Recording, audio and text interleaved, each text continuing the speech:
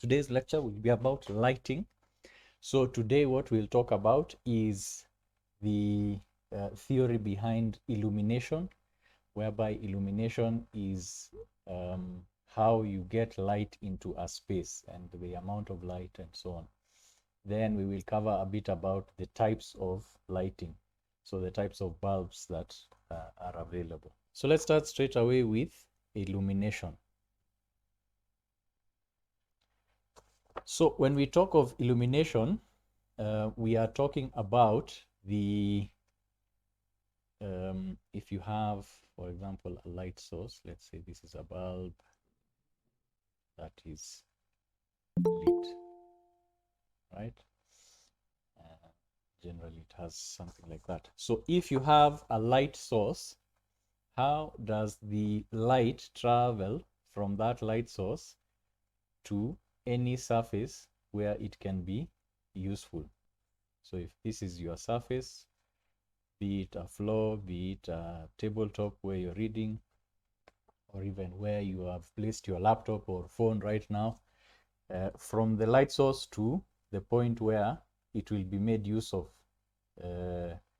that is what we are looking at. So if you have, for example, a book, we will then have light shining onto it there, and you have the human eye reading it onto there. So you have light from there, and it then shines back to the eye. So when we talk of light from a source, one of the most important quantities that we look for is called luminous flux. And luminous flux is defined as the amount of energy given off by a light source per unit time. So energy per unit time. You can equate it, or it is analogous to power when it comes to electricity, right? Because your light source is having a connection to your electrical power supply, and the electrical power supply gives it a voltage.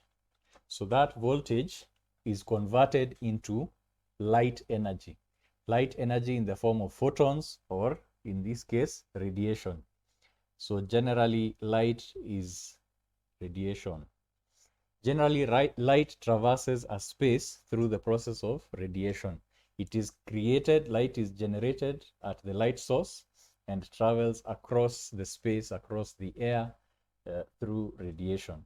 And that process, those energy particles, those photons, because they are photons, those photons are what we can define as your energy. And the amount of energy that is produced per unit of time is what we call luminous flux. And luminous flux is represented by the letter phi. Okay, so that is the quantity of energy, the actual flow of energy that you have. Next, you have luminous intensity.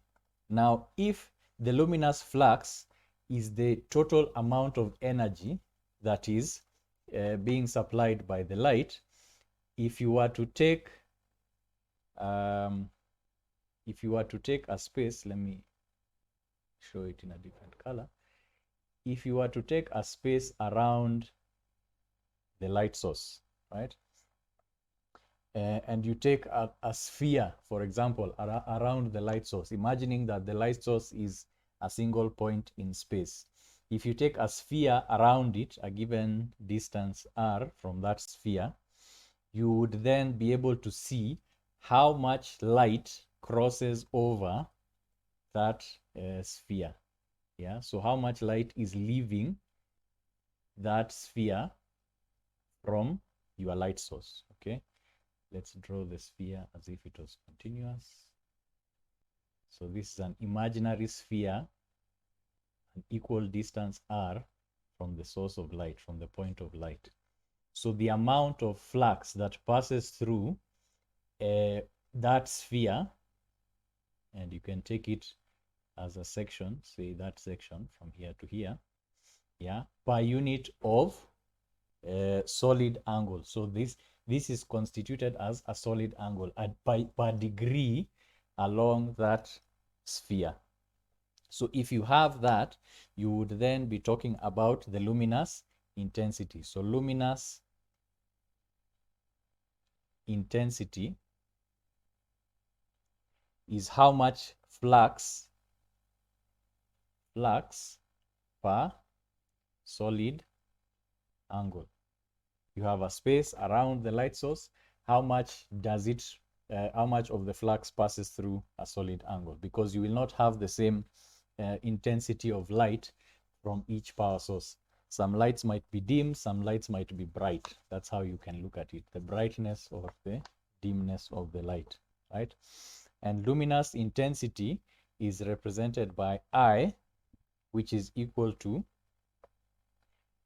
the amount of flux divided by 4 pi. This is related to the solid angle,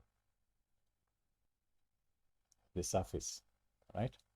So I is equal to phi over 4 pi. So that's the second one. You have the flux, then the second one is luminous intensity. And the third item that we would now be talking about is called illumination, which is what we were really after from the beginning. So when you have your light source, you want to use that light source to do something useful, whether it's reading a book or seeing the space around you, just going about through the world. The illumination gives us the amount of light that falls on a surface. So this, if this is our light, how much of that light have we seen falling onto a particular surface so that it can bounce off and we can actually make use of it? So it is the amount of light falling on a surface. Okay, and this in turn is given by,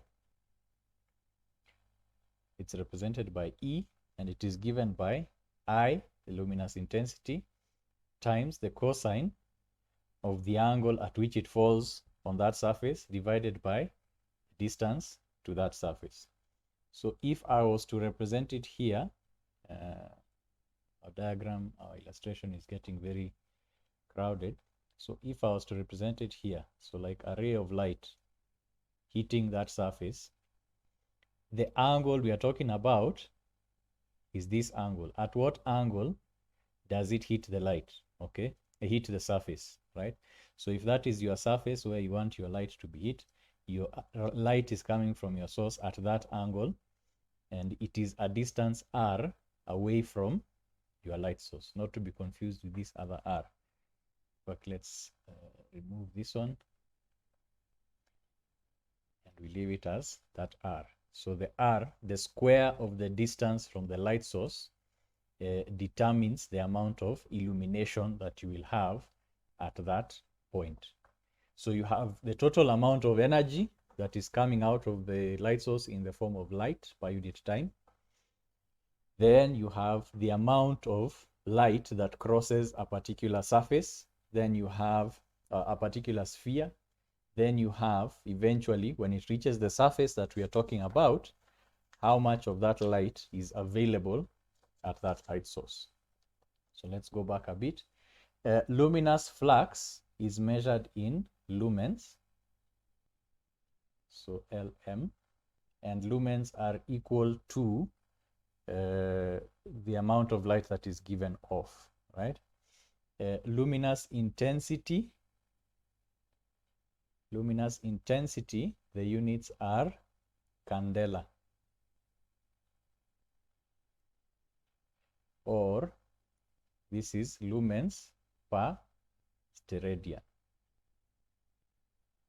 You remember that the steradian is the unit of 3D angles. And the illumination is given in lumens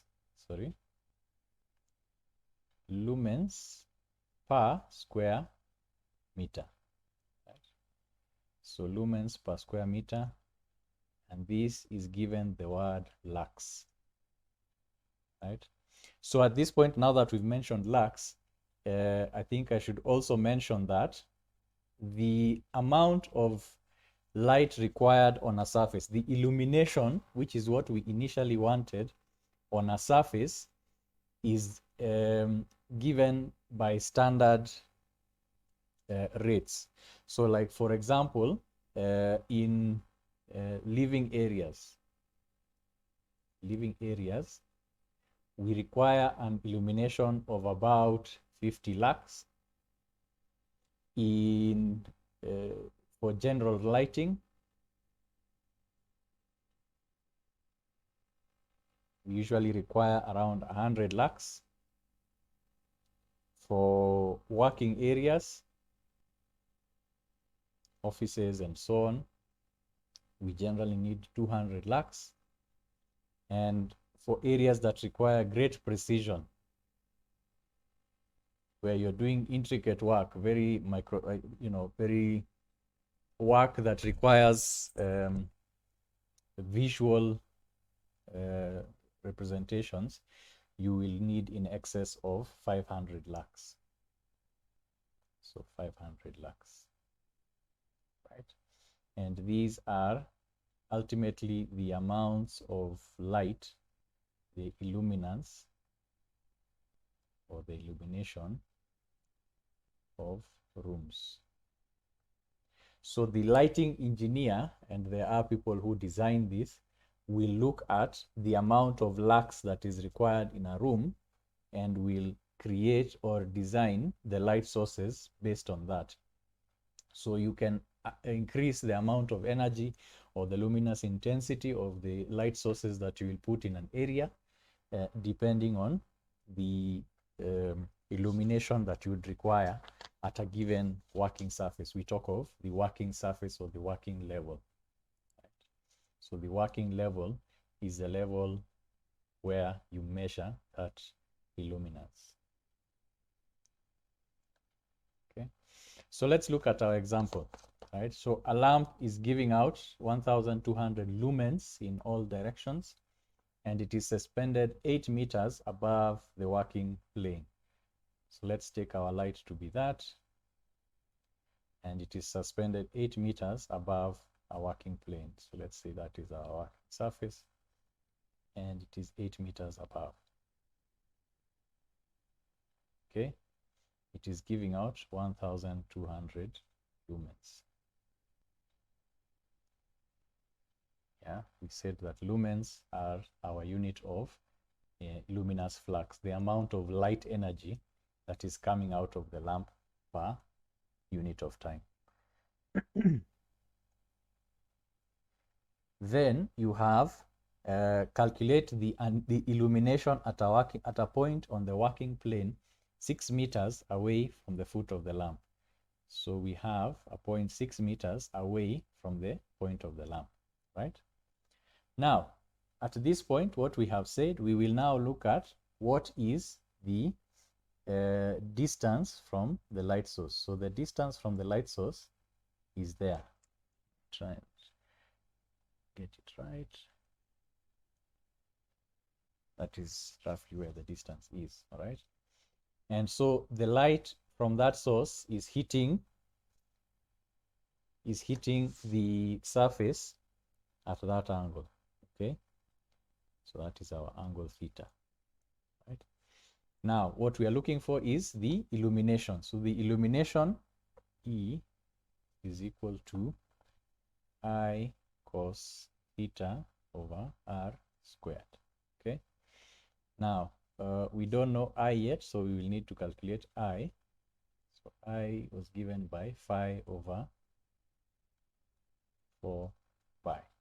Right, so we said I is phi over 4 pi, and phi was given as 1,200 lumens.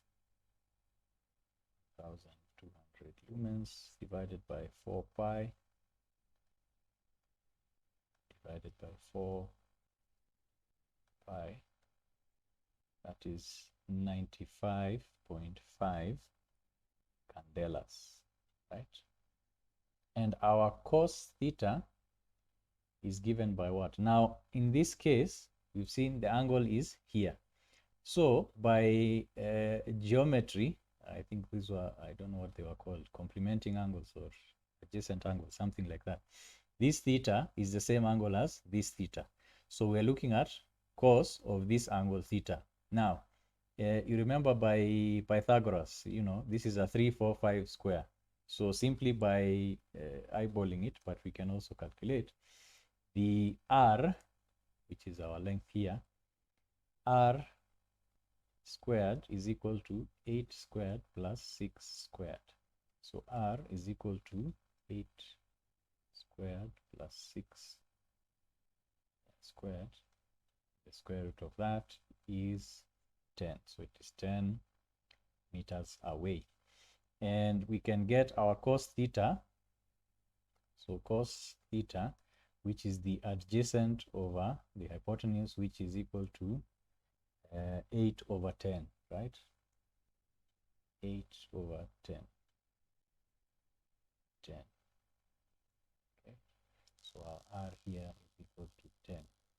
So cos theta is 8 over 10, right? Which is equal to 0.8. So we have all the requirements for getting our illumination. So E is equal to I, which is 95.5 times 0.8 over R squared, which is 10 squared. That gives us 95.5 times 0.8 divided by 100.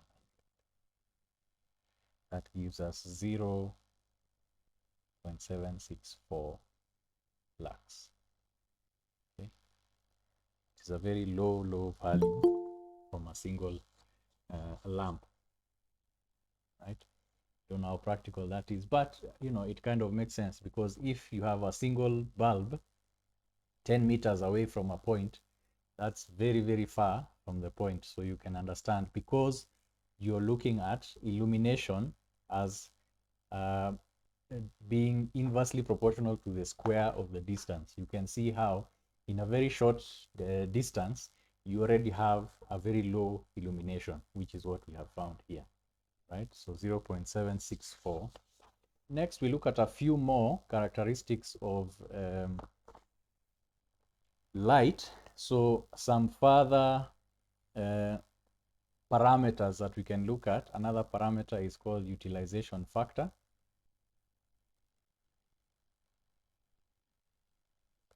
This is a ratio which denotes the amount of light that is actually received at the source, compared at the working plane, compared to what you sent out from the source.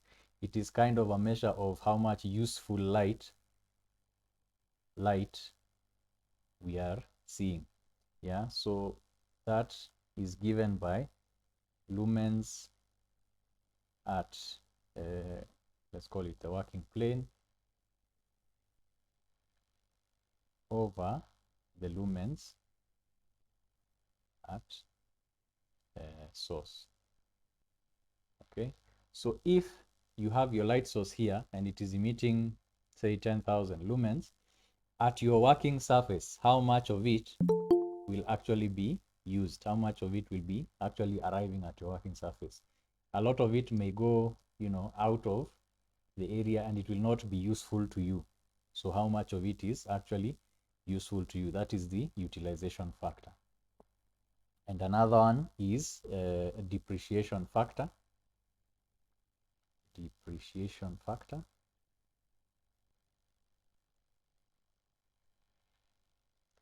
Which is given by P, and this is illumination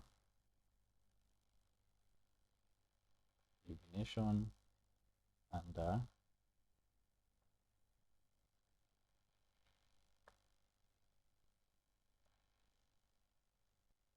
actual conditions, I'll explain shortly, over illumination under clean conditions.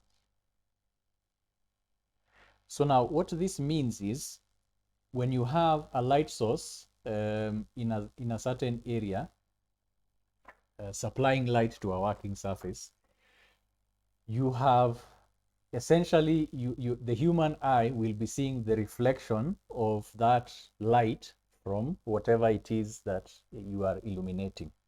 Okay, now the reflection of light is dependent on the kind of surface that you have. So some surfaces absorb all light, some surfaces will absorb only a certain amount of the light. So for example, green surfaces will absorb everything except green. Black surfaces will not reflect, and so on. Yeah. In addition to that, you can have surfaces that are not clean. So like you have, for example, a surface that absorbs light because it has impurities. Or if you have dust in the air, for example, or the air of that environment is dusty. So you will have some reflection of the light away from where it is actually useful. And this is what now we would call your depreciation factor. Yeah, even if you can tell how much of the light will reach the working plane, you still have to reduce. You have the actual light that you will see is reduced further by the depreciation factor. So we look at another example which illustrates this. So we have a room with those dimensions. Before we reach here, let's not go there. So we will be looking at the depreciation factor, which is given by P, is related to the flux of light using this equation. Let me shift this slightly.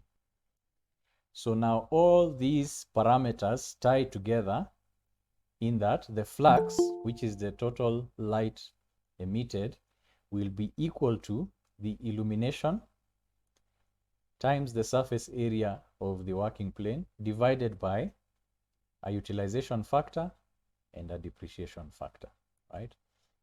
So this flux, that the amount of flux that you'll input into a surface must take into account, first of all, the illumination, which is the amount of light that we want to have at the end of the day. Then the area of the working surface, and it must also take into account utilization and depreciation. So when you are calculating the types of lights that you will put, the number of lights that you will put, you must consider all of those items: illumination plus times surface, and then the utilization and depreciation. So now using that, we can see that we have, first of all, your room, which has those dimensions. So it's a room of 8 by 12 and it's lit by 15 lamps. Let's move this back up a bit to give a uniform illumination of 100 lux. Calculate the utilization coefficient of the room, given that the output of each lamp is 1600 lumens. Okay, so the total lumens that we have in this room is 15 lamps times each lamp giving 1600 lumens. So the total lumens that we have are 24,000. This is the flux. Okay, the amount of light, the quantity of light, the energy that is being put into the room. All right. At the working plane, you now have an illumination of 100 lux. Right. So the illumination, total illumination, will be equal to 100 lux times the area, which is 8 times 12. Okay, so total illumination, right? Total illumination is equal to that. Let's bring back the calculator. So 100 times 8 times 12, that's 9600 lumens, okay, per square meter. Oh no, it is now not per square meter, it is because we've multiplied it by area.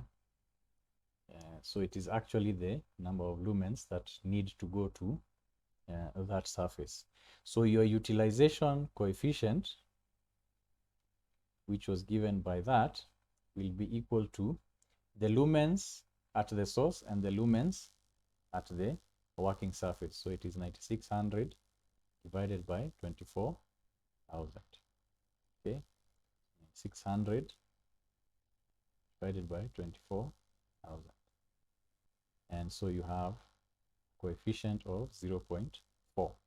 Okay, the amount of light that is needed versus the amount of light that is being supplied are two different things, and that gives us the utilization coefficient.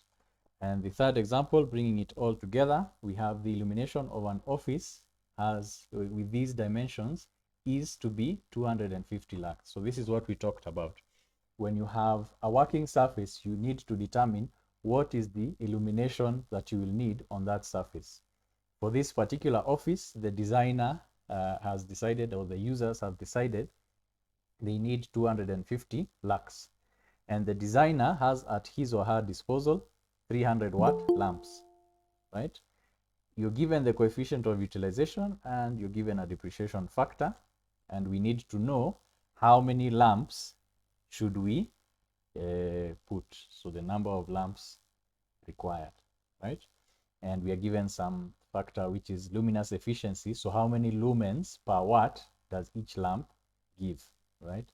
This will be able to tell us if a lamp has 300 watts, its luminous efficiency, each lamp will give us a certain number of lumens. So let's calculate that. Each lamp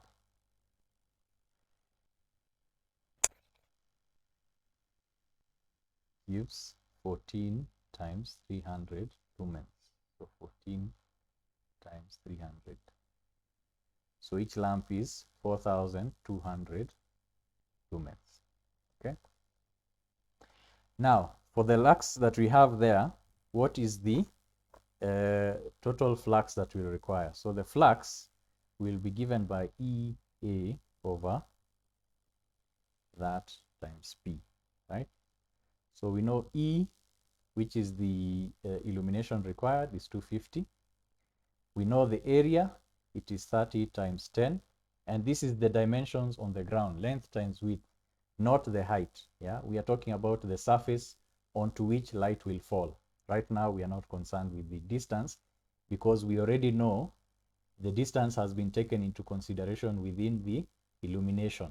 Yeah, because the illumination is calculated taking into account the square of the distance from the source. Okay, so EA is that. We are given depreciation and utilization of 0.4 and 0.9. So that means the flux that is needed will be 250 times 30 times 10 divided by 0.9 times 0.4. So that gives us 208,333 lumens. Okay. This is the total amount of light, the quantity of light per second that we need for this particular application. To get 250 lux in this room with these parameters, you need 208,333 lumens. Okay, so what does this mean? Each lamp is giving us 4,200 lumens. So how many lamps do we need? So it will be 208,333 divided by sorry, not 14, by 4,200 per lamp. So we divide that by 4,200, and that gives us 49.6 lamps. So because we are taking the number of lamps that we need, 49.6, we will go over so that we still supply the amount needed and go to the next one, which is 50 lamps. Okay, and that is how lighting is designed, even in a practical sense. Whatever a lighting engineer will do is boiled down to the calculations that we have shown here. You will need to look at your light source, how much of your light source will get to the working surface, and what is the requirement to the human eye of the light at the working surface. And that encapsulates everything we need to know about illumination, right? Lighting technologies. So over the years, there have been a number of ways discovered by which light can be made, or can be, oh, I don't want to use the word created. Light can be converted from electricity. Yeah. And these applications have grown over time. The first, of course, was the incandescent bulb. Incandescent bulb is the normal bulb that you first encounter in most cases, which are becoming increasingly rare nowadays. It is a glass bulb with a holder at the bottom, which connects it to power. And inside the bulb, you have a filament that glows. I'll show that shortly. Discharge lights are an advancement of that. So under discharge lights, we have a large number of types which make use of the principle of discharge. So under discharge lights, we have the fluorescent, and these include tubes, which are fairly common in most of our commercial buildings, our institutions, and more common for some time were CFL, compact fluorescent lights, which are what we used to call energy savers. Energy savers. Yeah. These are the same principle as discharge lights. Okay, fluorescent lights, I'll explain them shortly.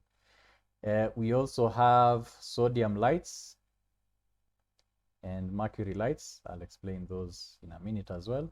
And under discharge, we still also have neon lights, which are slightly different. So neon lights are mainly used in signages, but these are also getting out of date or obsolete. And they are being made obsolete, of course, by the newest and most useful technology of them all, which is LEDs. So this is making use of semiconductors in order to directly convert from electricity to light. So you use semiconductors to do that. Incandescent lights use heating. I'll explain that shortly. So it is less efficient. Discharge lights use arcing. So it is ionization. And I'll explain that shortly. And these are both indirect methods of converting from electricity to light. So you will have electric converting into heat and then converting into light.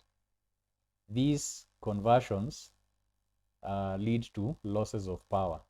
But if you can convert directly from elect into light, the amount of power that you lose is less. So you have more efficient applications. Okay. So let's take these one by one. So the first is the incandescent bulb. So this is the most common form of lighting, or it was the first and most common throughout the 20th century. Okay. It was the cheapest because it was the easiest to construct as other technologies were being developed. And the main element we have is what we are calling here the filament and the wire. Okay, so you will have your connection going there. So your power supply will be supplied one there and one to the surface. Okay, so that's your AC power supply, or even DC if you have DC bulbs. Okay, so what happens is your tungsten filament is heated up, and when it is heated up, it glows, right? And the reason why we use tungsten is because tungsten will not melt until it reaches a very, very high temperature. So it can reliably be heated over many years, in fact, and still reliably provide a glow or a light from the electricity. Okay. Inside the glass bulb, you would sometimes fill it with gas, that is an inert gas, that prevents oxidation of the tungsten filament. One other property of the tungsten filament is its resistance, which is what creates the heat and causes it to glow. It will have a high current flowing through it, and it is essentially, it's essentially a heater that is flowing through. Then all these others are parts of the construction of the bulb. And these are advancements and technologies that were used to make the bulb either easier to construct or more durable or more robust. Okay. And this was the prevailing technology for many, many years. Until now, we move to discharge lamps. So the next type of lamp that we have are our fluorescent tubes, which were the second technology that was used quite a lot in the 20th century as well and into the 21st century. So the principle of operation here is that you have two electrodes. So this is assumed to be a tube with 2 points. So the tube would look like that. I'm sure we are all familiar with what the tube looks like. So it has 2 ends with connectors that look like that, right? So what we are looking at here is one of those points, right? We zoomed into one end, okay? At either end, you start with an electrode. So this is similar to the electrode or the filament that we had in the incandescent bulb, but its purpose is different, right? The electrode in this case, and that's why there are 2 of them, the electrode here has the purpose of creating ionization. All right. So it creates a charge, and you can see these electrons that are, these are representations of electrons that are flowing from one electrode to the next electrode, right? Inside the tube, you have a gas which is inert. I don't know why it was not indicated, but it is part of the construction. So as the electrons flow through the tube, they come into contact with mercury atoms. So this tube inside has a small amount, a tiny drop of mercury that is placed in it, and those atoms of mercury get into the air because the mercury drop is vaporized. So the mercury is vaporized. And as the electrons come into contact with the mercury atoms, they give off light. They give off they emit radiation from the mercury atoms. That vaporization process causes them to emit light as the electrons are coming into contact with the mercury atoms. And that light hits a phosphorus coating that in turn emits a glow. So we do not have direct emission of light from the mercury atoms. The mercury atoms emit radiation, which is the UV radiation, onto the phosphorus, and that causes the phosphorus to glow in a light that is dependent on the type of phosphorus that is applied, a light that is visible. So you have visible light, okay? So the mercury atoms are hit with electrons from the electrode, which is supplied with power. So you have AC being supplied. That causes the electrons to be discharged within the tube. They hit the mercury atom, which emits UV radiation. That UV radiation hits the phosphorus coating of the tube, and it is the tube that glows with visible light that allows us to see the light from there. And this is an instance of low pressure gas discharge, right? So you can see the light here is discharged from the gas that is inside, right? the mercury vapor that is inside there is what causes the lighting principle. It is not the electrode. The electrodes do not glow. They are not the primary source of light. It is the visible light or radiation from the mercury atoms that gives us that glow. So these are fluorescent tubes, and this applies to the tubes, the CFLs, and anything that is called fluorescent, energy savers, and so on. Okay. Right. And it is interesting to note when you have your energy saver, which might look something like that. Sometimes they had interesting designs. Your energy saver looking like that. The reason why it looked like this is because it is essentially a tube like this one that is being coiled round and round and going back to the source. So you will have two electrodes within the same compact frame. So that's why they were called compact fluorescent lights. Right? The same tube that you have is twisted into this shape, and this process is undergone within this light. Next, still under discharge lights. So these are discharge lights, of which we have said fluorescent lamps are one of them. Next, we have high pressure discharge lamps. So these undergo the same kind of principle, right? You have two electrodes, in this case, a foil here and a foil here. The power supplies are from each side, okay? And you have a glass tube. But where now we have the interesting work going on is inside the arc tube. You have a special arc tube which still contains mercury, and now we have the addition of what we call metal halides. So these halides add to the effects of the mercury in that they will now add to the glow that you had being created from here. So the UV radiation from your mercury combined with the halides is now what creates a glow on your lamp. So it's the same principle. An arc forms inside the arc tube, which contains, an inert gas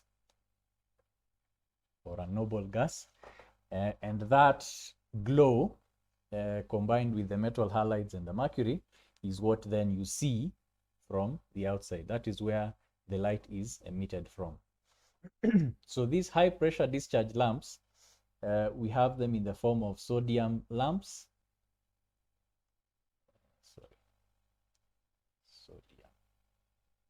Sodium lamps. We have mercury. We have halogen. That's where we get the word halide.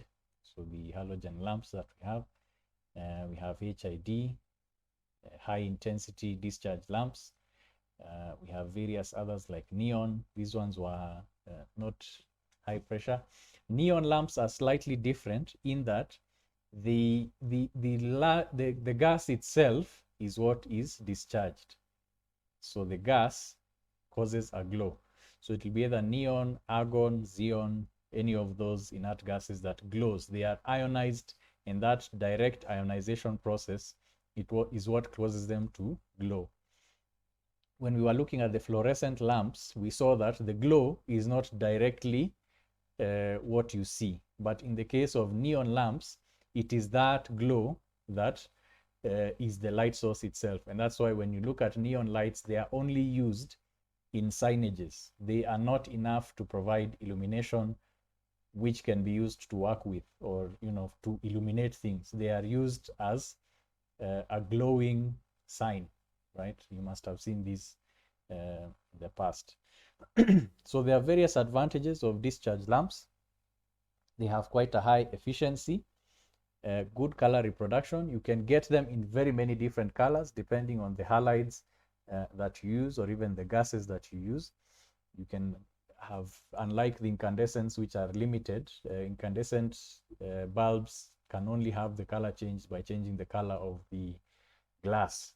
But here you can have directly yellow light, red light, whatever light you would need directly from the elements that are put in. Then we have good flux performance over time. With time, incandescent lights will tend to dim. That is, the amount of light, the amount of flux they are producing will reduce with time. But discharge lamps tend to retain the flux and intensity. And also they are fairly highly reliable. They don't fail. So now let's look at the third type of lighting, which is now the semiconductor, which is our current most popular type. Question? Yes. What happens? How does it happen that in a tube that sometimes it become dull? Yes. Dull in terms of?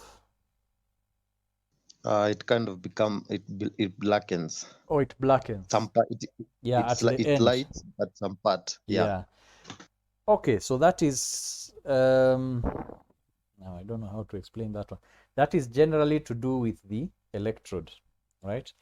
With time, your electrode will kind of have deterioration, or it can have deterioration for various reasons, all right? This electrode, remember, is essentially a wire. So if, for example, the inert gas inside has some kind of leakage, or there's a reduction in the amount of gas, this electrode will then it will form kind of a soot which will coat this area around the surface, and that's generally where you will see this darkening taking place, right? And that's where the dimming, the properties of the electrode itself begin to deteriorate. Yeah, it's the filament that is deteriorating. I stand to be corrected on this one, though. That might need a bit of research, but that's my thinking.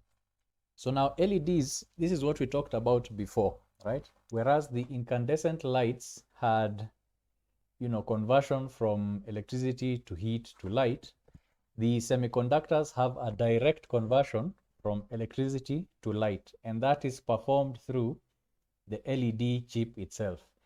LED stands for light emitting diode.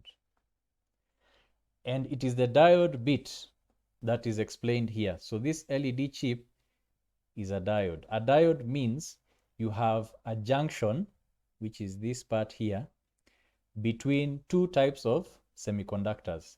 So you have a p-doped area, we won't go into that too much, and an n-doped area.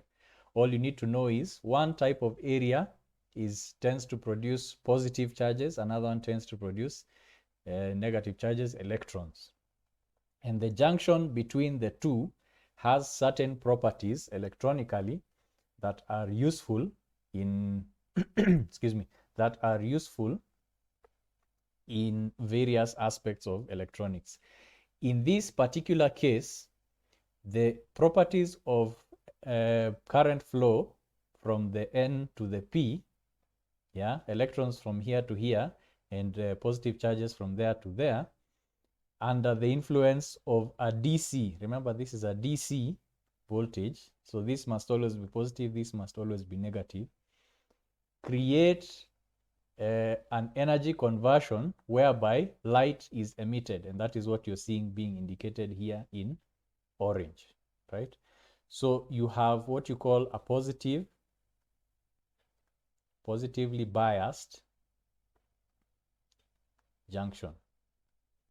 Yeah, remember we've talked of a junction between an N layer and a P layer. The active layer is a kind of it's a layer that forms in between within the P layer, which is a mixture of the two, where you have the interaction of the various particles, positive and negatively charged particles, right? So the action within that positively biased layer under the influence of the positive bit means positive to the P and a negative to the N causes a flow of energy through that junction, and it is that flow of energy that emits light. That direct conversion into light is what we make use of. So these p-n junctions, we are talking on the order of atoms. It is literal atoms, coming into contact with each other, electrons flowing through here, right? So this is a tiny, tiny, tiny element that produces a large amount of light. And if you next time have a chance to go and look at an LED, you can see the chip itself, the diode itself is very small. Yeah. In the representation here, the housing that we have, the chip is a tiny, tiny thing which has a window through which light will shine, right? The majority of the construction of the LED is actually just housing to make it robust and connect power to it. Right? But generally, the LED itself is very tiny and it is very, very efficient. So actually what you need to only have, you have solder pads, heat sink, a core to mount it on, the connections and the housing. Okay, all that to contain your diode, which is the main element of the light fixture. So the advantages of this are very, very many, which is why with time you're seeing it is even difficult to buy incandescent lamps. In fact, incandescent lamps in certain countries have been banned. You no longer find construction or manufacture of incandescent lamps for purposes of general lighting. Everybody has shifted to LED because over the past 10, 20 years, the cost of LED has dropped dramatically. Previously, I think within the last 10 years, the government was giving out CFL, energy savers, as a way of migrating away from incandescent lights. Now, in fact, LEDs are so cheap that they are comparable to incandescent lights with much, much more luminous intensity and flux being given off and much more efficiency. Whereas an incandescent lamp, say, of 75 watts would be equivalent to an LED of, I don't know, once again, don't quote me on this, say 6 to 9 watts, right? The amount of power that is used by an LED compared to incandescent is very, very small. And it is a dramatic improvement in terms of energy saving and even, preventing global warming and so on, climate change. So the advantages are many. You have low power consumption, which I've indicated here. They are highly efficient because they don't convert light into electricity into an intermediate form such as heat. They have long lifetime. Improvements in technology have made sure that, the housing is good. The heat sink allows any waste heat to be dissipated quickly, so they have a longer lifetime. They can be made very, very tiny. In fact, if you were to buy an LED light for a fixture, say for the house, the majority of that bulb, in quotes, is for the purposes of containing the LED. In fact, whereas previously incandescent bulbs needed glass because of the nature of the heat, they had to retain the heat. LED lights are generally made out of plastic, transparent plastic. And if you look in, you'll see a tiny chip which is just a few millimeters wide or narrow. They immediately light. Make sure you remember that they make use of DC. So part of the components of an LED bulb would be the circuitry to rectify AC to DC. But once you have rectified it from AC to DC, that is, it will immediately switch on. There is no warm-up period. There is no starting like with fluorescent tubes. It is just an instantaneous conversion of electricity to light. Wide temperature range and robust. They work in very many places. They continue to work in very many places. No UV or IR radiation. Now, the type of light that is emitted, this is something that I didn't mention. The type of light that is emitted depends on the properties of the P layer and the N layer, right? These layers are semiconductors. And semiconductors come in various different types. Generally, you will have silicon or gallium as semiconductor elements, but into this silicon and gallium, you have what you do what is called doping. So doping means you introduce certain impurities into the silicon or the gallium. So like in the case of gallium, which is the most commonly used, you'd use arsenides, you would use phosphorus, and various others. Each of these impurities gives certain properties to the junction, to the diode. So because of the impurities that are inside the junction or the layers, you'd have different wavelengths of light. So that means that LEDs have a very targeted or very narrow bandwidth of light that they emit. Whereas incandescent lights would emit what is called white light. They emit a broad spectrum of light. LEDs have a narrow spectrum of wavelengths. The bandwidth that they give out is very, very narrow. So depending on what you want, you can get your reds, yellows, blues, whatever, right? And in fact, LEDs then become, they are useful in what is called RGB, right?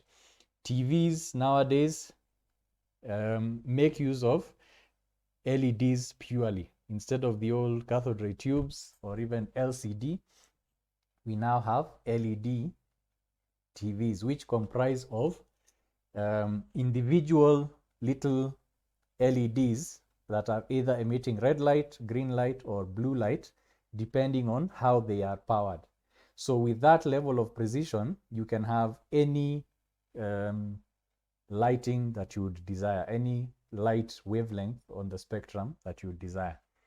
And a big advantage, of course, is they are mercury free. Discharge lamps always have these metals, heavy metals in them, such as mercury, sodium, and these are a health hazard.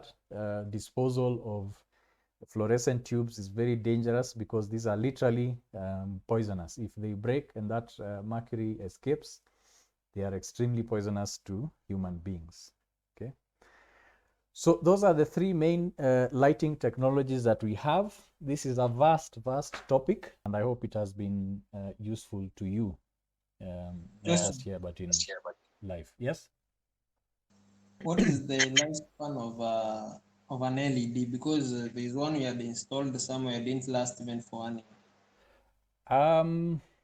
The technology is under development, right? Like I said, over the past, not even 10 years, I'd say even 5 years, there have been dramatic improvements in LED technology.